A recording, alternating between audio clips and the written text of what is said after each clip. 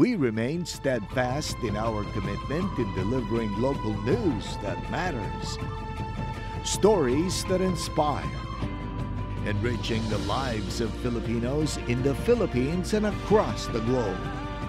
This is your GMA Regional TV. Buong puso para sa Pilipino. Mga balitang angay at angan sa One Mindanao. Natulog mga tao kay? Mga namatay human nasunog atol sa pagkabangga sa usa ka van ug dump truck sa Antipas, Cotabato. Ana-ana sa 17 ka tawo. Lakip, 2 ka bata. Mga biyahero karong Semana Santa, dagsa na sa Davao International Airport. Sitwasyon sa airport karong Martes Santo, atong Siron, live. Pipila ka lugar sa Mindanao, nakasinati og taas nga heat index o init nga mabati sa lawas sa tao. Gawa sa tubig, atong Siron ang ubang pampabugnaw sa grabeng kainit sa panahon. Og cast sa GMA Afternoon Prime nga makiling, nakisadya sa mga Kapuso fans sa General Santos City.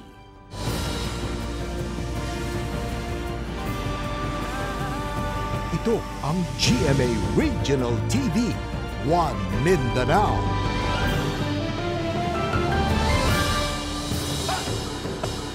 Mayong hapon Mindanao, kini ang GMA Regional TV, One Mindanao. Hatod namo ang pinakadagog pinakauling balita sa Mindanao. Ako si Sara Hilomen Velasco, live gikan dinhi sa GMA Davao Complex. Cyril Chavez, live gikan dinhi sa Gumamela Extension, Barangay Carmen, sa Cagayan de Oro City. Jess Tony Humami, live gikan dinhi sa GMA General Santos Station. 17 katao ang patay dihang nasunog human na bangga ang usa ka van ug usa ka 10-wheeler nga dump truck sa Antipas, Cotabato. Ani ang report.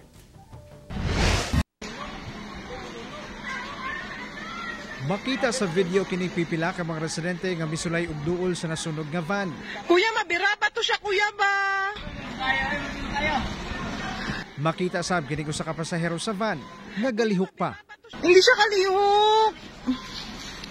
Taod-taod, miabot ang mga bombero. Dihang napalong na ang sunog, makita kini mga nasunog nga lawas sa mga tao. Gipang dala sa ospital ang mga biktima, apan usa lang kanila ang natabang. Sumala sa Antipas Municipal Police, 18 ka tawo ang sakay sa van nga nasunog. Ug usa lang ang nakalingkawas sa makuyaw nga kahimtang nga matud pa kanhi kapitan sa Barangay Luhong. 16 fatalities to yung nandoon mismo sa accident area po.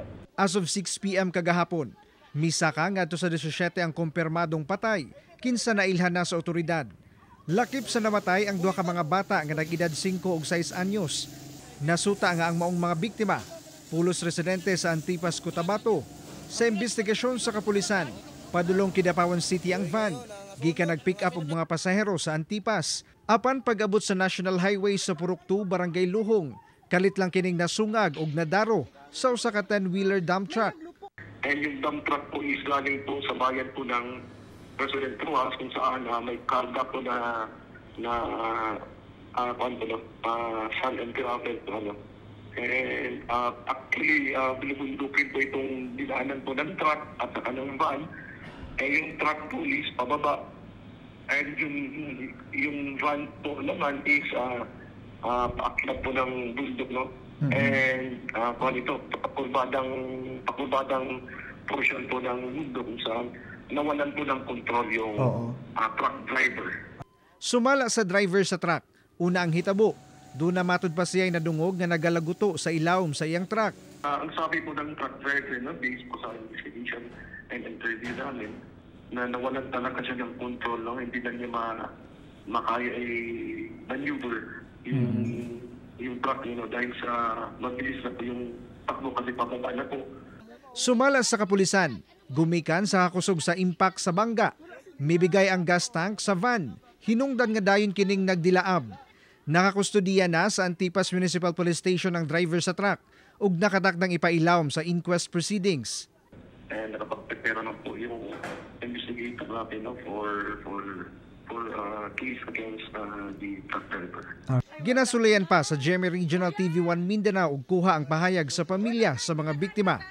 Ako si Jess Tony Humamil para sa One Mindanao.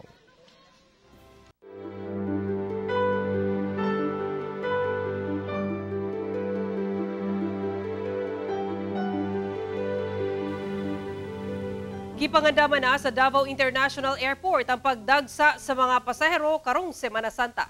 Atong saro ng detalye na ini sa live report ni Kent Abrigana. Kent?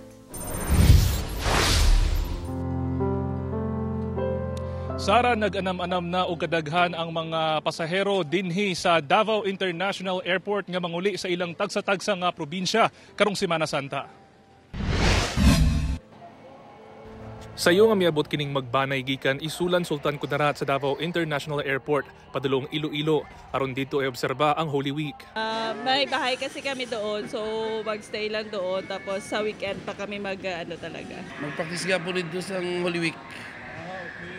Si Jane kauban ng iyang duha ka higala sa Boracay magbakasyon. Unwind, unwind. Kasi holiday naman ang Thursday and Friday, so may time na maka-get together with the friends.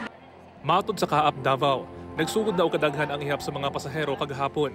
Gani, Lunes Santo, nasa kapin 500 ang incoming passengers, samtang kapin 4,600 ang outgoing passengers. Siguro sa karong Wednesday siguro mo increase ang ato ang volume of passenger. Then after na naman dia by sa Thursday and Friday, possible nga mo decrease na po ng ato ang atong volume of passenger. Apan mobalik na sab og daghan ang mga pasahero karong Sabado ug Domingo. 2 hours before sa ilang flight nila nana sila sa airport tungod kay labi na karong Saturday ug Sunday diha na gyud ang volume sa to ang mga pasahero nga mugawas diri sa Davao International Airport.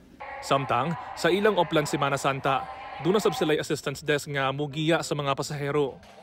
Gipaniguro sab sa Kaap Region 9 nga andam ang ilang buhatan sa mga mudagsa nga mga pasahero sa Zamboanga International Airport alang sa pag-obserba sa Semana Santa.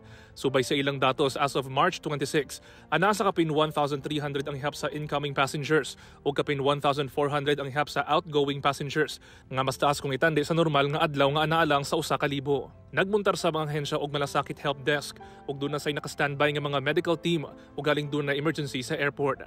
Gipakatagsab ang 67 ka mga security personnel nga gilangkuban sa managlahing security forces sama sa PNP Aviation Security Group ug Task Force Zamboanga alang sa seguridad sa airport. Gi-impose nato ang no leave policy for the entire Semana Santa para ma-ensure nato nga tanan security nga kinahanglan nato posted sila tanan dia.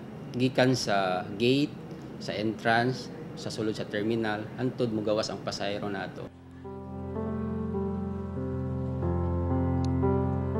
Sara, lauman nga mas mudaghan pa ang ihap sa mga pasahero ugma og sa adlawng Domingo. Samtang nagpahimang usab ang Davao International Airport sa mga pasahero nga kung mamahimo magsayo og adto sa airport aron dili malangan sa biyahe. Sara.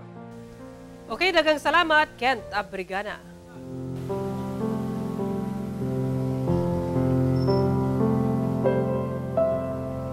Nangandam na ang Cagayan de Oro City Disaster Risk Reduction Management Department ug nagkadaiyang barangay councils sa pagdagsa sa mga deboto sa pilgrimage area sa syudad karong Semana Santa.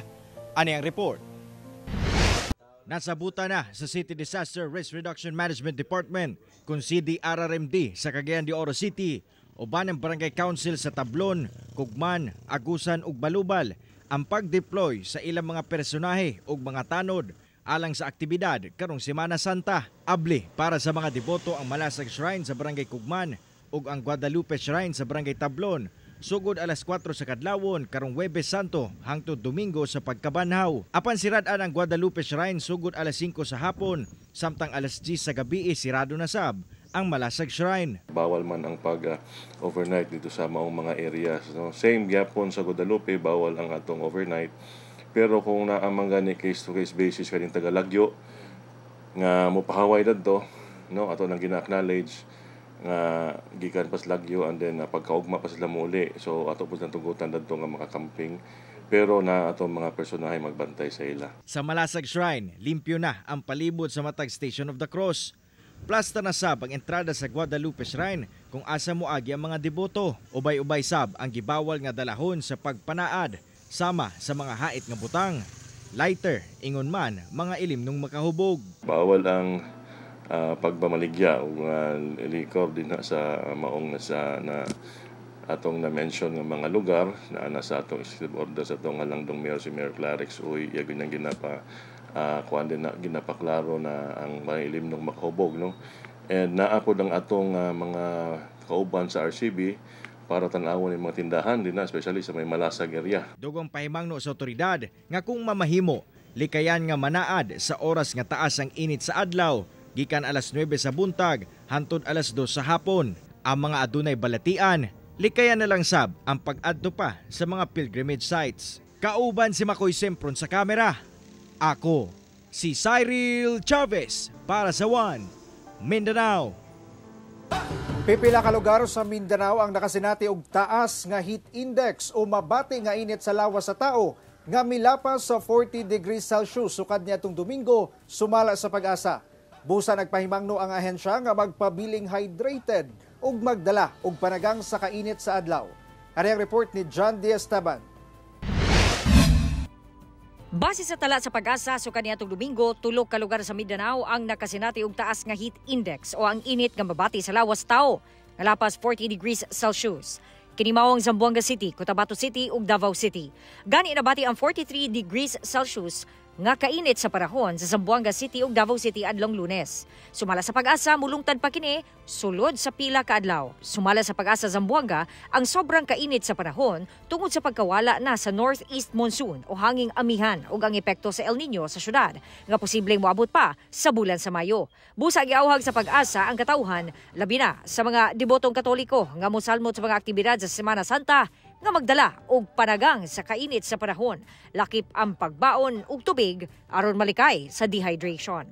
Since mainit pa rin ang panahon natin ngayon at sa mga dadating na araw is lalo na Holy Week, so yung mga pupunta ng simbahan, wag ho natin kalimutan na magdala ng protection sa init, kagaya ng payong at tubig na rin ho. Yun ang pinaka-importante. Sa Davao City, 43 degrees Celsius ang natala sa Pag-asa nga heat index alauna sa hapon adlawng Lunes.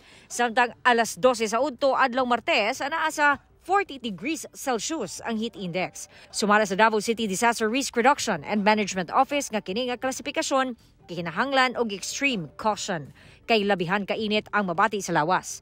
Posibleng magka-heat stroke ang dugay nga pagbulad sa adlaw.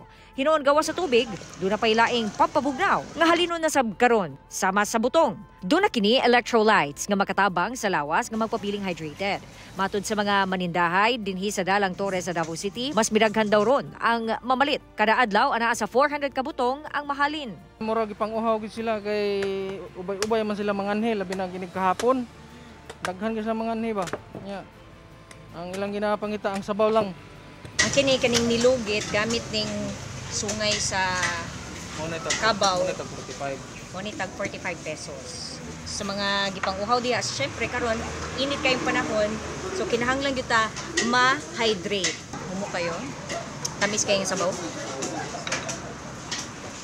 Kung ako'y mo abrean tag 5 na lang Gani sayo pa sa buntag, nag-abot-abot na ang mga customers aron mo inom og butong. Sama ni ining grupo sa mga basketball player sa usa ka tulunghaan. Perti ka init. So mao nang nipalit kag buko. Okay, uhaw pod kay gigag training. Ikaw unsa ang paagi nimo asay sa buko nga ma-hydrate ka panahon? Tubig. Tubig yun. Kanunay ka nay tubig. Kanunay. Asa man tubig nimo ron? Nay tumbler dira ma'am. Kauban si Jojo Solarte sa kamera, ko si John D. Esteban para sa One Mindanao.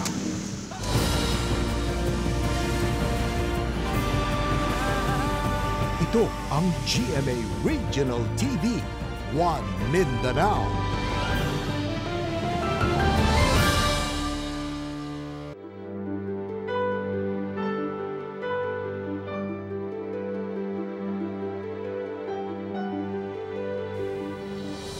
Nagpahigayon na og inspeksyon ng LTFRB Region 11 sa mga bus sa Davao City Overland Transport Terminal sa ilang Oplan Bantay Biyahe Semana Santa 2024. Ano yung report ni Kent Abrigana?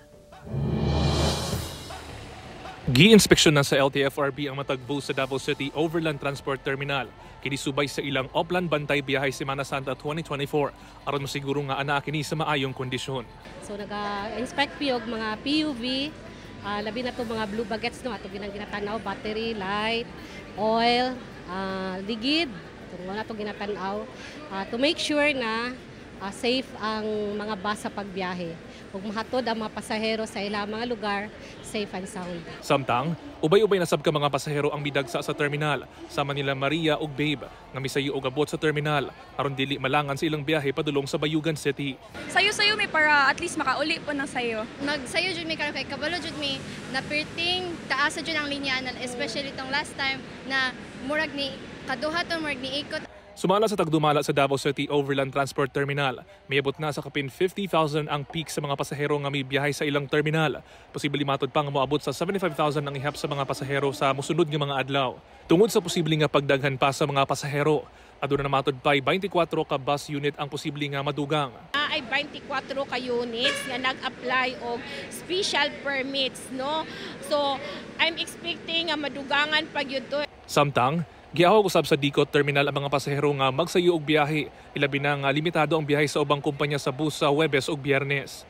Mamahimo usab nga magpabook na lang sa ilang biyahe online aron dili malangan sa biyahe. Nanawagan tano sa ato ang mga pasahero nga dili kung pwede Wednesday mo biyahe na gyud sila. It's because ang ato ang Holy Thursday gi-declare sa ato ang mga bus operators nga limited lang gyud ang mga bus nga mo biyahe. Samtang, nakadeploy na usab ni atong Domingo o gana sa kapin 3,000 ka police personnel ang Pro 11 alang sa Semana Santa. Lakip dinhi ang Dicot Terminal ug ang airport aron masiguro ang seguridad sa publiko karong Semana Santa. So ang atong deployment diha sa mga airport, mga bus terminals or katong sa mga van terminals, apil na po ng mga sa seaports.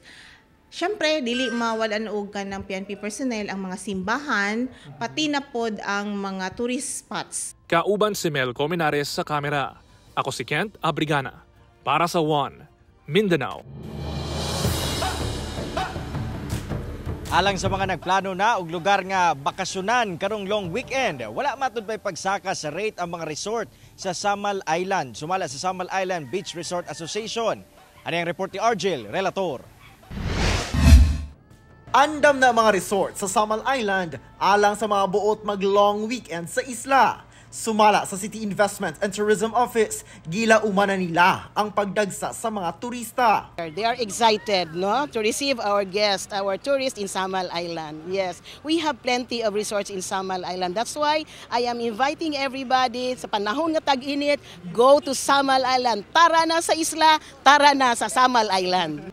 Sa kabahin sa Samal Island Beach Resort Association, daghan pa og bakante nga accommodations. Sa problema sa brownout sa isla, do naman kunoy mga generator sets ang resorts aron moabag sa supply sa kuryente.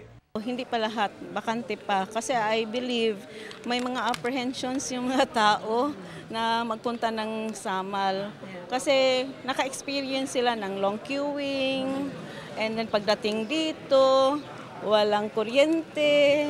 Hinoon, bisan nga peak season ang Holy Week tungod kay long weekend, walay ipatubang rate increase ang mga resort. Tuloy-tuloy na yan hanggang summer kasi we are also planning for the summer saya in coordination with the local government. Nagpabilinsab nga 50 pesos ang environmental user fee nga mao'y pinakabarato sa Pilipinas. Kauban si Metro Awing sa kamera. Ako si Argel, relator para sa One Mindanao.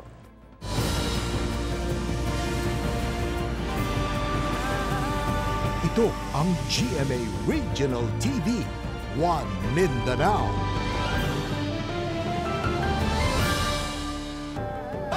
Gisalmutan sa nagkanayang ahensya sa Mindanao ang National Simultaneous Earthquake Drill nga gipahigayon kagahapong adlaw. Ano ang report ni James Paulo Yap?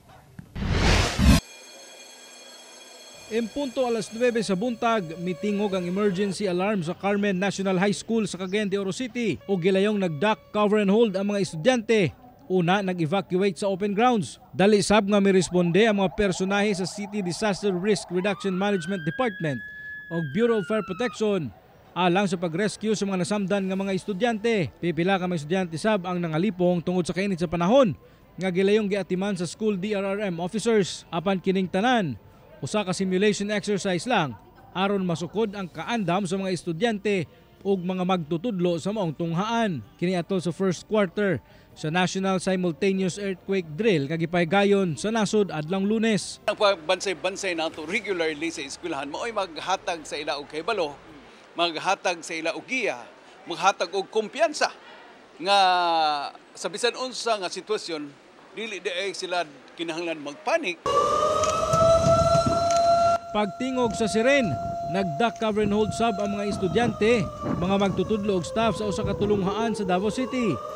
Human sa kunuhay pagtayog, gipagawas na sila sa opisina ug school buildings ug gipaadto sa open ground. Dayon nag-body count ang mga maestra. Dali usab nga gi-check kung aduna bay nabilin sa classrooms. Dayon gisuta kung aduna bay mga danyos ang mga gambalay ug gisiguro una nga luwas na nga pabalikon ang mga estudyante ug staff.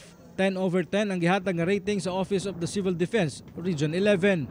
Nagpahinumdum sab ang PHIVOLCS Davao sa katawhan nga dili magtukod og istruktura o bisan unsang gambalay duol sa fault line. Sa Zamboanga City, gilayong gigawas sa mga personahe sa Zamboanga City Medical Center ang mga bedridden patient, bagong panganak ug bagong himugso nga mga bata sa evacuation center sa ospital alang sa simulation sa sitwasyon ug ugaling adunay linog. Sumala sa CCMC, siyam ka mga departamento sa ospital ang misalmot sa nationwide simultaneous earthquake drill ug matag usa niini adunay disaster preparedness and response team aron mas paspas ang pagresponde ug galing adunay kalamidad. It's very important no because this is this is a chance for us no to check out, to implement our disaster preparedness and response. Misalmot sab ang mga empleyado sa General Santos City LGU sa nationwide earthquake drill. Alas 9 sa buntag, gipatingog ang sirena kung asa ang mga empleyado nag-duck, cover and hold ug migawas sa gambalay. Sumala sa LGU, mahinungdanon ang mga aktibidad aron mabansay ang mga empleyado sa angayang himuon kung adunay katalagman sama sa linog. Kauban si Jaybert Pairat sa kamera. Ako si James Pauliap para sa One Mindanao. Gidaig ni Vice President ug DepEd Secretary Sara Duterte ang lakang nga mapalambo ang agrikultura sa nasod pinaagi sa paghatag og dekalidad nga edukasyon. Kini dihang bibisita siya alang sa kulminasyon sa Araw ng Panabo. Dugang detalye sa report ni Kent Abrigana.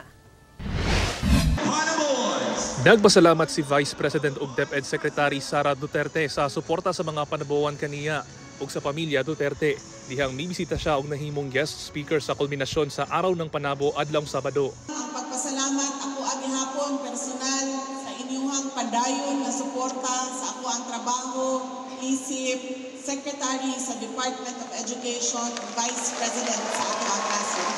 Gikalipaw usab niini ang pagtukod og satellite campus sa UP Los Baños sa Panabo City nga mao'y makatabang sa mga panabuhan nga makaeskwela sa mga dagkong universidad ug makatabang sa pagpalambo sa agrikultura sa nasod. Kita ug ang atong mga anak dili na kinahanglan mobiya sa Mindanao aron magtuon sa laing dapit. Tungod sa pausa-usab nga panahon, gidawhag usab sa Vice Presidente ang mga lakang aron mapakgang ang epekto sa climate change. Ihangyo ko ang tanan mutabang sa pag-andam sa atong mga pamilya o komunidad batok sa ingon na mga katalagman. Misaado sab ang Vice Presidente sa iyang 100% nga suporta sa mga panabuhan. Taas usab ang iyang kumpiyansa sa paglambo pa sa dakbayan. Kauban si Bebot Kahes sa kamera. Ako si Kent Abrigana para sa One Mindanao.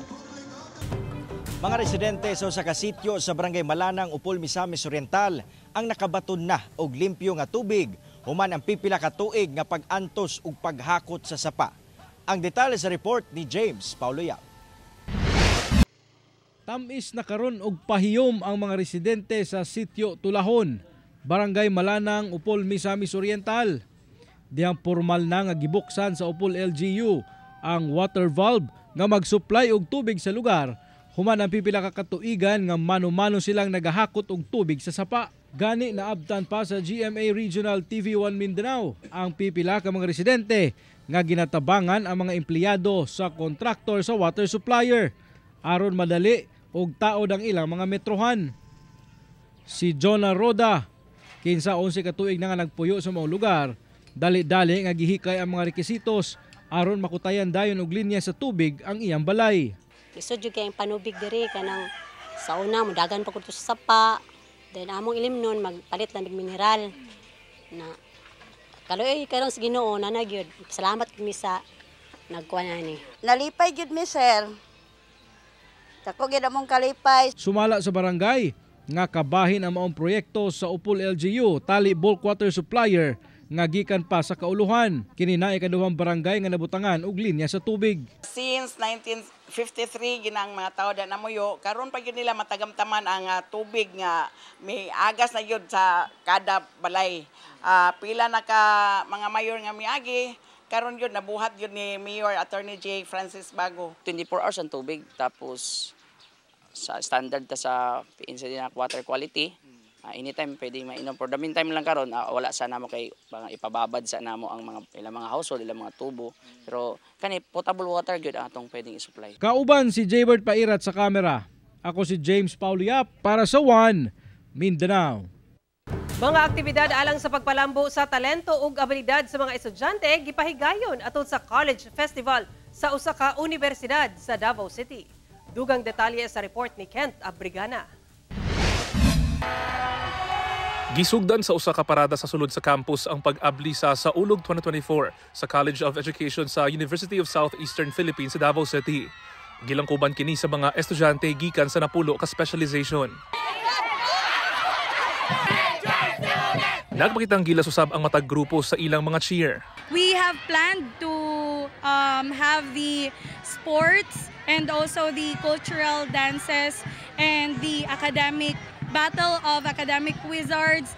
Tumong matod pa sa maong mga aktibidad nga mas mapalambo pa ang talento o abilidad sa mga future teachers pinaagi sa maong mga aktibidad. We see to it that not only na in their intellect na we are developing but also sa heart since they are touching the lives of our children. Usa sa mga nakisadya mao ang estudyante nga si Riza Del Rosario nga mikuha og kurso nga Bachelor of Special Needs Education. Buot niya nga mamahimong teacher sa mga bata nga PWD. Ilabi pa nga limitado lang ang ihap sa mga magtutudlo alang sa mga bata nga dunay special needs. Dili jud kanang daghan ang special needs teachers here sa Davao, especially sa Philippines.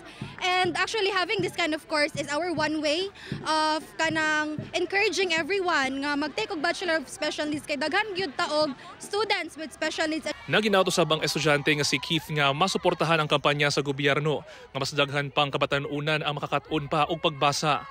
Importante siya and it is a challenge for us as well in the future na magtudlo og tarong.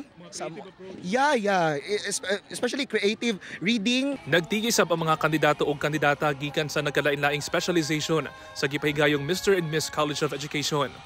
Magpadayon ang selebrasyon og mga aktibidad sa Ulog 2024 sa April 15 ug 16. Kauban si Mel Colmenares sa kamera.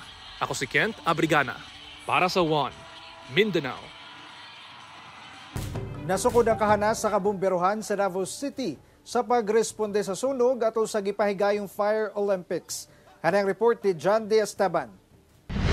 Pwede na! Pwede na! Naigo na! Naigo na lagi! Ayan, supportive.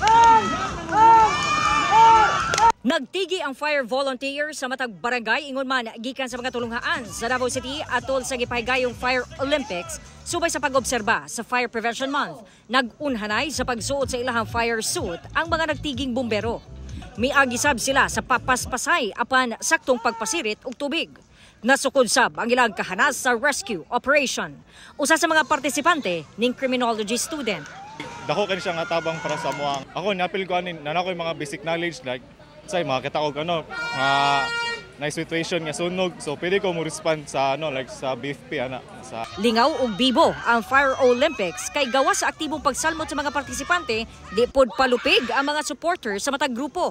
Let's go Sasa! Let's go! Ang Fire Olympics dili lamang kalingawan apan dinhi gitanaw og gisukod ang kahanas sa pagtubag sa alarma sa mga bombero parahon sa sunog o emerhensiya ug masayran kung unsa pa ang pwede palambuon. But among nakita karon is very active ang atong mga responders, no? So I believe nga kung naatay mga responde nga moabutay, capable sila mo undertake sa mga disaster. Naglaom sab ang Davao City Fire District nga dublihon ang ihap sa fire station sa syudad aron mas mapadali pa ang pagresponde sa sunog. Sa karon, dunay 15 ka fire stations ang dakbayan. Ang Davao City is developing city. So ang challenges, traffic, congestion sa tao. So ang buhaton na to, daghanon na to fire stations para ma-meet up na to ang ideal response time. Kauban, si Jojo Solarte sa kamera. Ako si Jandy Esteban para sa One Mindanao.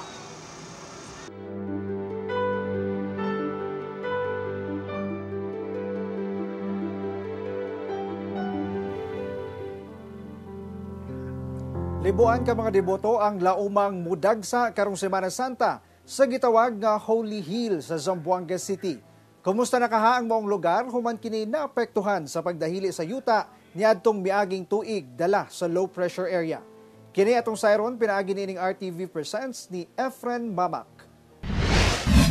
Gikonsiderang Holy Hill kining bahin sa sitio Abong-Abong sa Barangay Pasunangka, Zamboanga City kay dinhi nahimutang ang pinakadakong Stations of the Cross sa syudad. Ginadagsa kini sa libuan ka mga debotong Katoliko matag Semana Santa aron masaksihan ang ipahigayong Way of the Cross.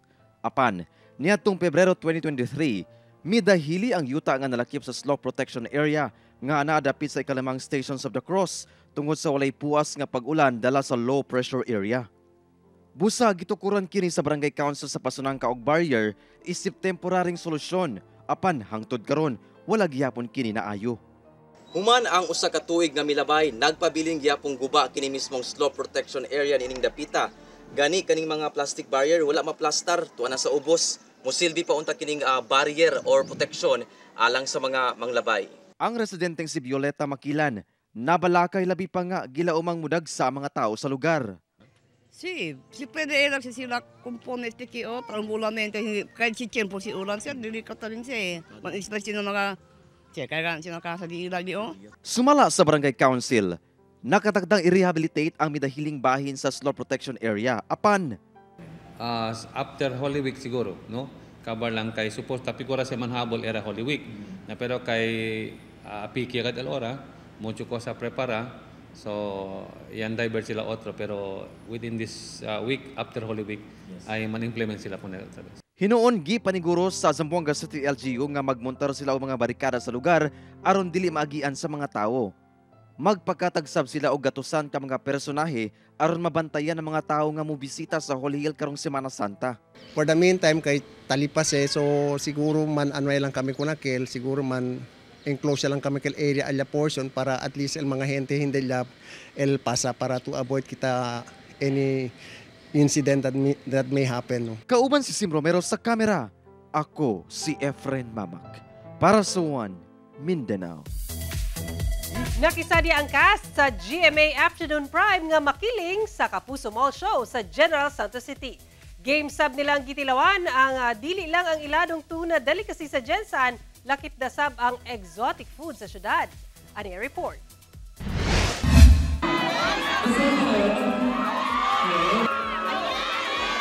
Ilabihan ng kahugyaw sa fans sa dihang nakita ang cast sa makilig nga sila TJ Marquez, Christopher Martin, Thea Tolentino ug ang real-life couple nga sila El Villanueva ug Derek Monasterio sa Kapuso Mall Show sa General Santos City adlong Domingo.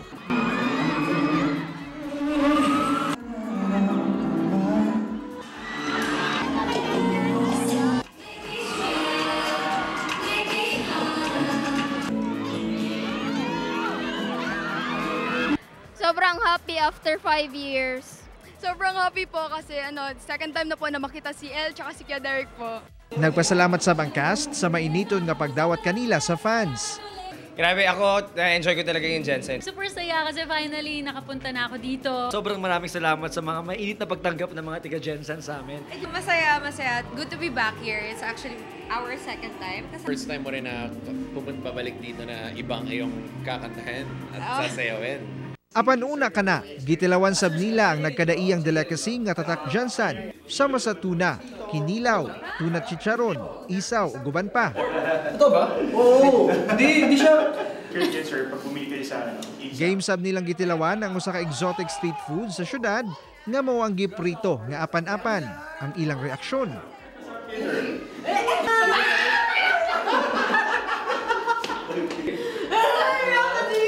Wala naman siya parang hipon. Yung balat ng hipon. Ayan. Trauma po ako. Hindi, sorry, pero hindi pa lang sanay. Pero nung natikman ko siya, tama yung sabi ni Derek, lasang chicharong bulaklak eh. Ganun yung lasa niya. Weird yung texture niya.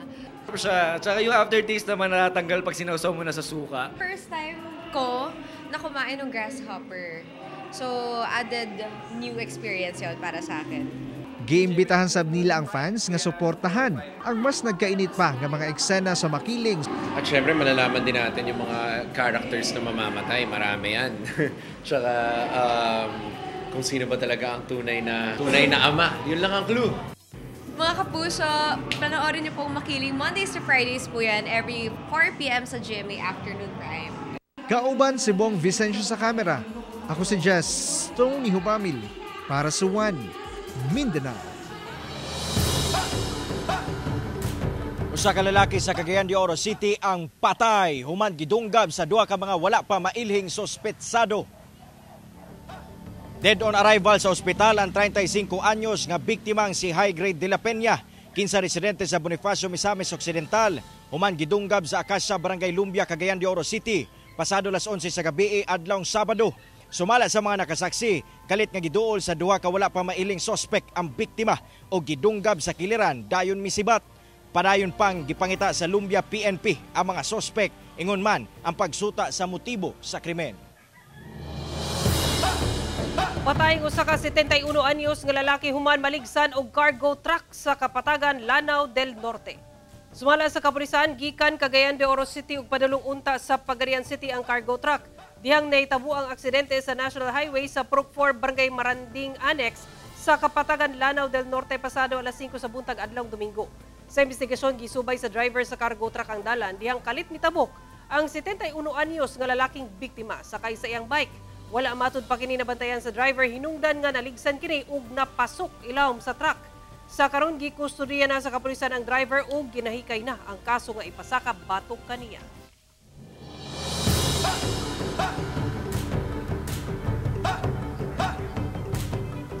O kadto ang mga ulahing balita sa Mindanao karong adlaw.